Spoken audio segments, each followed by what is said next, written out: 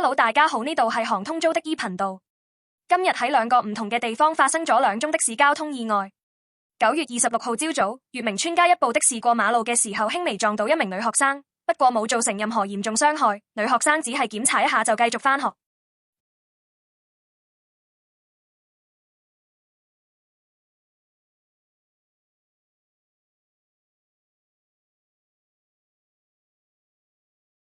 不過另一宗意外就冇咁幸運啦。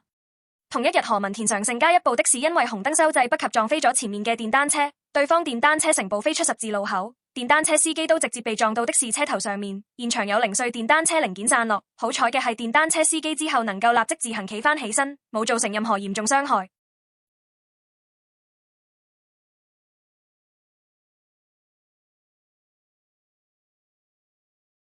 鍾意呢條片嘅，希望大家可以點讚、分享我哋嘅影片同訂閱我哋嘅頻道。如果想知道更多我哋嘅服務，可以掃影片上嘅二維碼，或者用下方資訊欄嘅連結聯絡我哋查詢。多謝大家收睇，呢度係航通租的 E 頻道，我哋下星期再見。